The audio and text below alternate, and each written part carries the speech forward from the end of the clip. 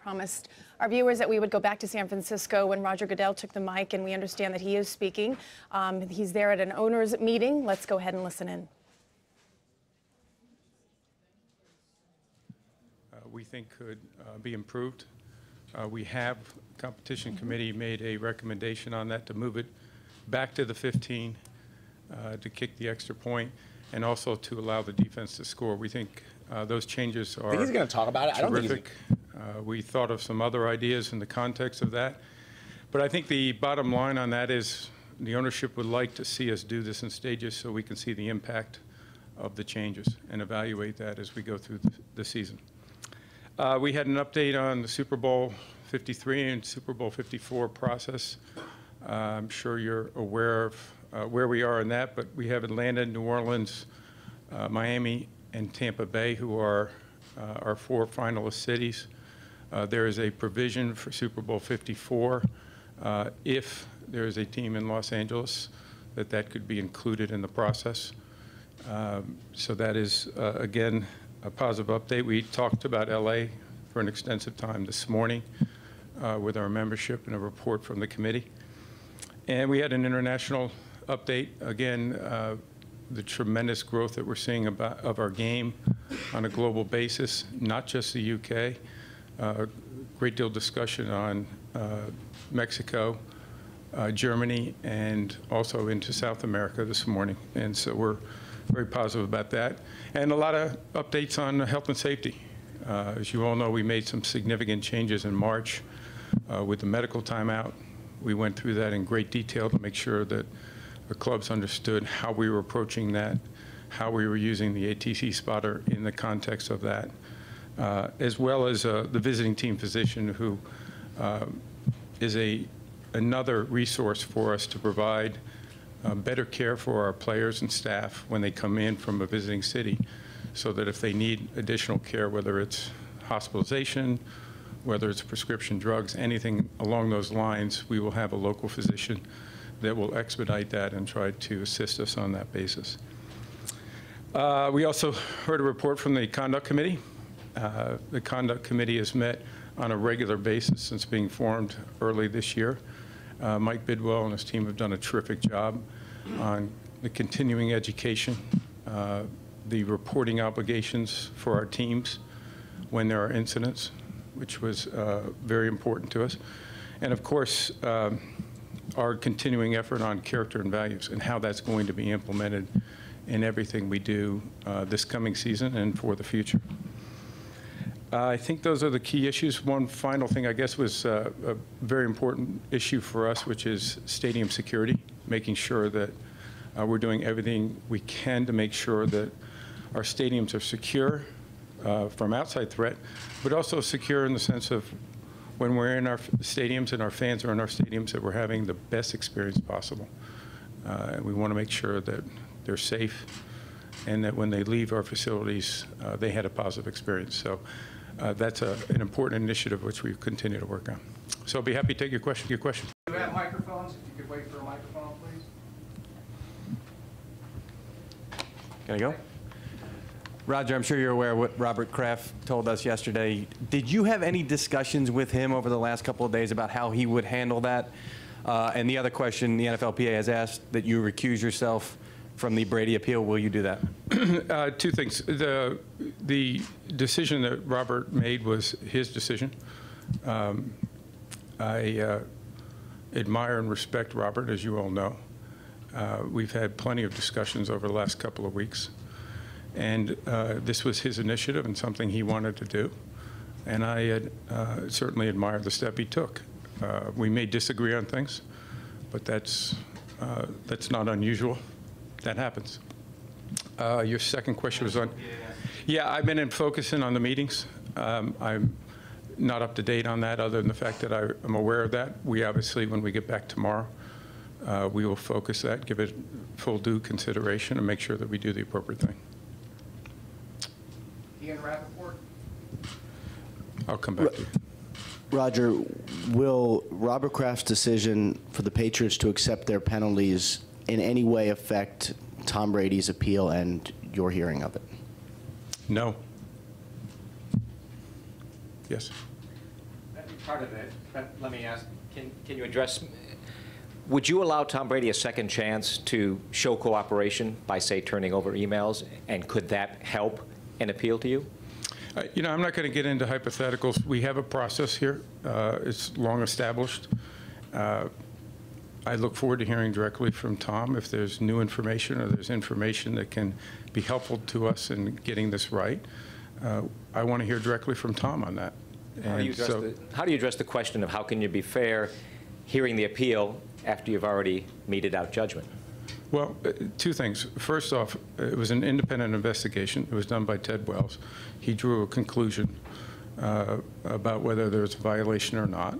He drew the facts and drew the investigation. I got a chance to read the report just shortly before you did. And so we've been very transparent on that side of it. The second part is once we had the Wells report, our staff, led by Troy Vincent, who handles these matters on a regular basis and has all spring, immediately began meetings. I participated in some of those meetings, so I understood the discussion that they were having. Troy made a recommendation. I authorized him to go ahead and issue that, as I do in every other case. Did the league ask for the suspension of those Patriot staffers? Did what? Did the league ask the Patriots to suspend those staffers? That has No. been a report. No. We have Ben Boland, Austin Globe. Commissioner, just curious, when Ted Wells comes back with his information and his reports, the Patriots certainly scrutinized the report and had many issues with some of his conclusions. How much did you scrutinize the report, or did you accept his findings? Of course, you read the report, you scrutinize it, but that's also why we have a process. So if issues are raised, either in the context of an appeal or outside of that, you look at that and what you're trying to do is get it right. And I thought his report was very clear, it was comprehensive, but we are always open if there's new information that can get us to a better place. Tom Kern. Roger, Ted Wells' report really didn't look, how you doing? Didn't look inward at the league very much in terms of how it conducted the investigation early on, and both with some of the media leaks and the demeanor of folks early on. Do you feel as if the league has an obligation to be a little bit more transparent in how it was conducted, because the Patriots perceive a level of bias from the outset? Well, Tom, a couple things on that. I think Ted Wells did address that in his report. I think he addressed it. I asked him specifically when I engaged him to evaluate the league's conduct, to determine what we could have done differently. And I think he made his views very clear in the report. So I would disagree on that point. That is something that whenever we have an incident, we look at it and we see what could we have done differently, how could we improve, and we'll continue to do that. The initial media leak of 11 of 13 balls, they kind of hung out there. I think that's really what. The initial what? The initial report of 11 of 13 balls, 11 of 12 balls being 2 pounds under, that seemed really to foment public agitation and media agitation. And that kind of stuck out there, and it could have only come from the league. That's what I guess I'm driving at. I should have been more specific. Well, as I say, we've given all that to Ted. Ted's had the opportunity to evaluate that. So, Scott Reed, Yep. Orange County. Roger, could you elaborate a little bit more on how the provision for Super Bowl 54 would work in case of an LA? I'm sorry. Could you elaborate a little bit more on how the Super Bowl provision for 54 would work in case of an LA team? And how far up do you see the window, the relocation window moving up? Well, on the 54 Super Bowl, when we later next spring, I think, if there is a team that relocates to Los Angeles, at that point in time, they could submit an application to be considered for Super Bowl 54, and they would have to obviously qualify for that, and then it would be included in the bid process. So in that case, there would be 4 teams bidding on 54. If that doesn't happen, there'd be 3 teams bidding on that. Yeah, the window is something that is under my authority as commissioner. It's something that I can adapt. We've had a great deal of discussion already about the pluses and minuses and the LA alternatives and what's going on in their local markets, more importantly. So in some ways, we are significantly farther than we've been in any kind of relocation in the past. So we have the ability to move that date up. I have the ability to change that. I've discussed that with the committee. We've discussed it with the membership. We also have the ability to shrink it as far as the time frame of when somebody applies and when the league would vote and make a decision. So those are both things that I'm considering. I don't expect that there'll be any decision on that. One of the things we'll want to balance is what's happening in those local markets and making sure that there's sufficient time for them to, at least within our context, to be able to try to make whatever advances, whatever proposals, and whatever determinations they can make. Jim Thomas, St. Louis. Roger, over here. Hey, Jim. With the progress in LA, do you now think it's inevitable that the market will have at least one team in the near future? No, I don't. I think there is significant progress, but I don't think it's inevitable. I think there is certainly momentum. There are certainly opportunities. Jim, I can't remember the last time we had 2 facilities that are actually entitled and are being developed. That's a very positive development. And in fact, there are actually even 2 more sites that have been entitled. But the 2 that we're focusing on are obviously the Carson site and the Inglewood site.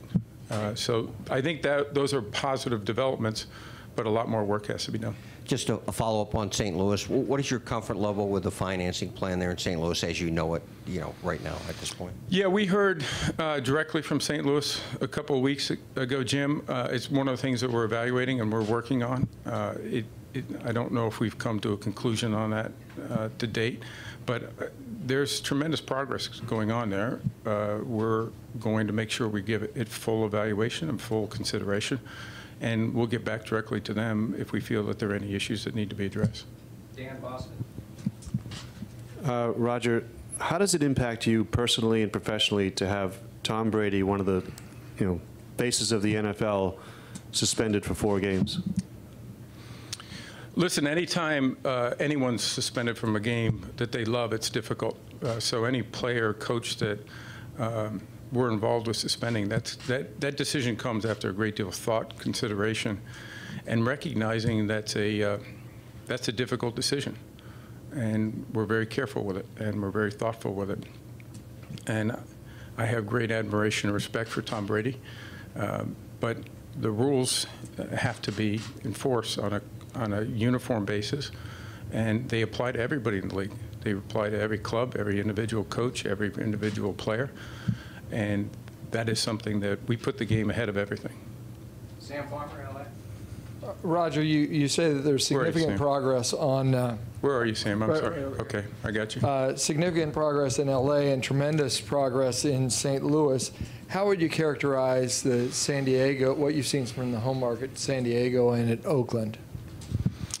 Well, I haven't had a chance. I know that the task force came out with some proposal, I believe it was yesterday or in the last 24, 48 hours. I don't think our staff, because in part the league meeting has had a real opportunity to be able to evaluate that fairly. So I'm not going to characterize that or give you any impact on that other than they obviously have done a great deal of work. We're going to consider that and make sure that we get back directly to them. Oakland, I have not heard directly from, so I do not know. I do not have an update on that. It's something that we have not seen anything to my knowledge of a specific proposal. Is that a point of frustration that you haven't heard from Oakland directly? I don't know if it's a point of frustration, but it's certainly a point of information. We have Karen here, Boston Herald. Hey, Roger, hi. Yes, Karen. Was there any discussion with respect to the pregame handling of footballs and the chain of command and perhaps any changes to the rules? You mean on our protocol? Yes. Yes. There wasn't at the meetings in the last few days only because I think our office first has to establish what changes we want to make. Getting the Wells report, now we want to look at that. We want to evaluate that. What are the appropriate changes to make to our protocol? I do anticipate changes will take place before the 2015 season, but we did not discuss that. Gary Myers. Roger, right here. Hey, Gary. Hi, after over 100 days of Wells's investigation and 243 pages of his report, assuming you remain as the appeals officer, what would you have to hear from Tom Brady in order to either reduce or vacate his suspension? You know, Gary, this process has been established. It's been long in place. It goes back to Commissioner Goodell and several labor agreements, and it's fundamental to what we do. So there's a process in place that we want to follow. The key for us is to be able to allow any information that Tom Brady and his representatives have. I look forward to hearing directly from Tom on that. And is there any new information or information that he can bring more clarity to, or something that wasn't considered in the Wells report? I'm not going to get into hypotheticals, but that's the reason for the process. It's why we continue to have an open mind and make sure that we're going to do everything possible to understand all the facts. Peter Schrager, Fox. Roger, right here. Having gone through the Mueller report and having the league have the microscope on them with an investigation, giving up the emails, giving up the texts, being open and transparent in that way, did that have any impact on the Patriots and their penalties and how they handled some of their emails and their text messages and private communications? I'm not sure I'm understanding your question. When there was an investigation on the league, there was an open book. Hey, here's our stuff. You can look at it. Now, when Brady was asked to provide his stuff, maybe he resisted in giving some of his private communications. Did that have anything to do with the penalties that were imposed and maybe the sanctions that were done? Well, I think we're very clear in the letter, in Troy's letter, that the non-cooperation was a factor in the discipline. Absolutely. You point out in Director Mueller's investigation, there was full cooperation. He had access to every text, every email, every bit of communication that I had and that anyone in our office had. And there were no restrictions on that whatsoever. So we do expect to have that in investigations. It's an important part of it. And when there isn't full cooperation, that is certainly part of the discipline. Barry Wellner. Where are you, Bear? Over here, Roger. Now that you've had the Mueller report, I'm sorry? That doesn't help me, the over here, but I got it. I got it. Now that you've had the Mueller report and the Wells report, do you expect that the league will continue to have independent investigators from any of your investigations? Is that something that we should expect in the future? And if so, why? You know, Barry, I think we're going to do it when we feel it's necessary to do it. We had several other investigations that went on this spring, as you know, that had competitive violations of our rules and our integrity of the game rules with other clubs. They were done internally. They were not done independently. Tom raised earlier issues of independence, and we felt that it was appropriate to do that in the case of the Patriots, because we didn't want anyone to believe there was any bias. We let someone independently do that. The same thing's true with Director Mueller. There's no way that I can do an investigation on myself. That would not be appropriate. So when it's appropriate to do it, to have that independence, we're certainly going to do that. But we also will continue to handle these cases internally as we feel it can be done appropriately and fairly and justly. Bob Glauber. Where are you, Bob? Right here. Gotcha. Behind Barry works. Yes. That's all right.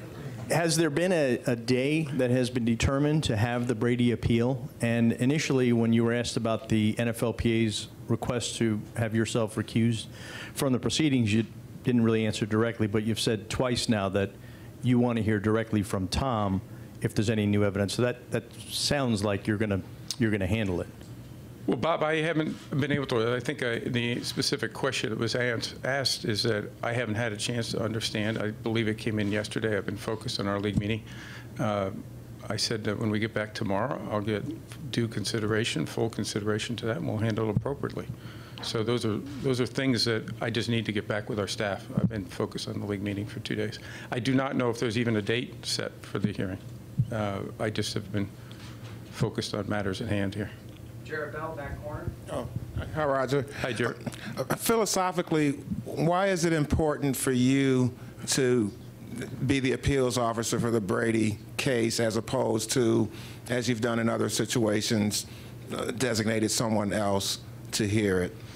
Well, Jared, one of the primary responsibilities for a commissioner is to protect the integrity of the game and to do what's right for the game of football.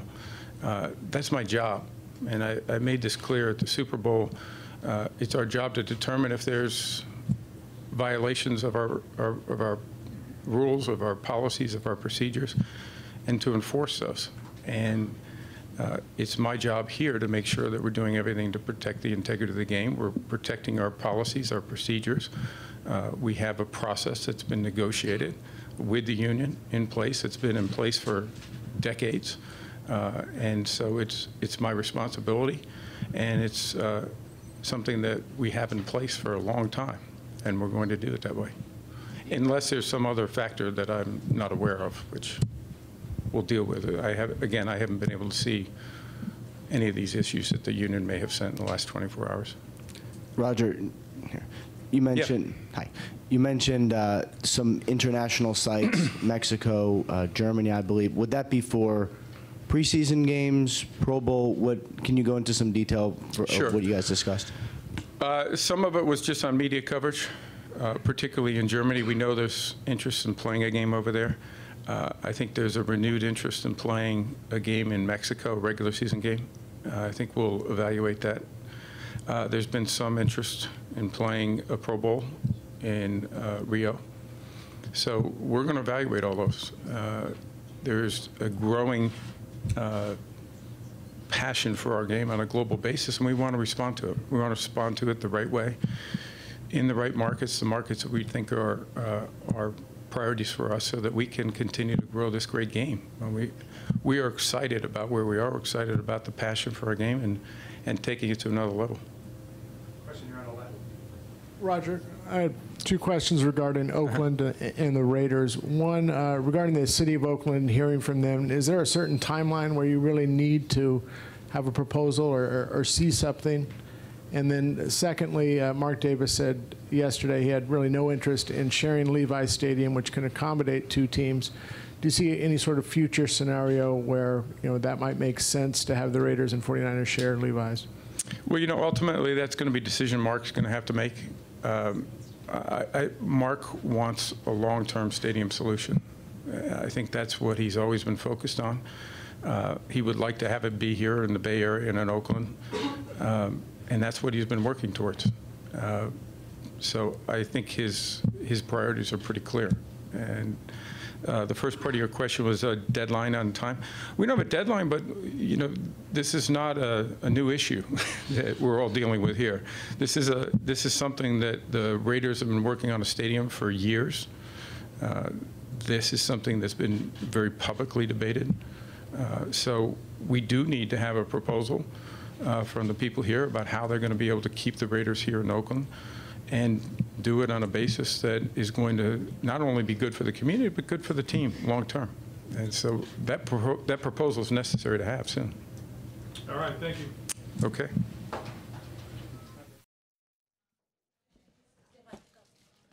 All right, so just listening there to NFL Commissioner Roger Goodell taking questions from members of the media, and of course, many of those questions related to Deflategate. And I think the one interesting note, Kristine, that I heard the commissioner say was to a question with regards to the fact that Tom Brady refused to release any of his emails, any of his text messages with regards to this investigation that ultimately came out in the Wells report, that he went on to say, Roger Goodell, saying that Tom Brady's non-cooperation was a factor in the discipline. He also addressed the fact that he will be overseeing this appeal. Some people don't like that. Some have asked him to recuse himself, but he says his job as the commissioner is to protect the integrity of the game, and that is why he wants to oversee the appeal. Yeah, he said that Tom Brady, with regards to the fact that Brady's been suspended for the first 4 games of the season, the 2015 season, and this is obviously one of the NFL's biggest stars, one of the biggest stars in the NFL, the commissioner saying that he has a lot of respect for Tom Brady, but the rules also have to be respected, and that he's putting the game before everything else. Rules must be enforced.